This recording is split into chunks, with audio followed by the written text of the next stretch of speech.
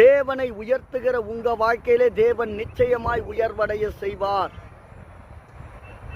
எத்தனை பேர் நம்புறீங்க? இன்றைக்கு எத்தனை பேர் நம்புறீங்க? தேவனாகிய கர்த்தரை நீங்கள் துதிக்கிற போது உயிரோடு இருக்கிற நாள் வரையிலும் அவர் சொல்றாரு பாருங்க, இதை எல்லாரும் புரிந்து கொள்ளணும். நான் இந்த பூமியில நிறைய பேர் சந்தோஷமா தேவனுடைய ஆசீர்வாதத்தை பெறும்போதுதான் துதிக்கிறோம், ஆராதிக்கிறோம். ஒரு சோதனை காலம் வந்தபோது தேவனை துதிப்பது நின்று போய் விடுகிறது. இன்னைக்கு முடிவெடுங்க, சோதனை காலம் வந்தாலும் நான் துதிப்பேன். உயிரோடு இருக்கிற வரையிலும் என் தேவன் தாயின் கருவிலே உருவாகும் முன்னே என்னை பெயர் சொல்லி அழைத்த தேவன் நீரல்லவா அப்பா? உம்மை நம்பிதானப்பா நான் வாழ்ந்து கொண்டிருக்கிறேன். உம்முடைய கிருபைக்காக தான் நான் காத்து கொண்டிருக்கிறேன். என்னை இம்மட்டும் பாதுகாத்து பராமரித்து வந்த தேவனே, உம்மையல்லாமல் வேறு யாரை நான் பாடுவேன்? உம்மையல்லாமல் வேற யாரை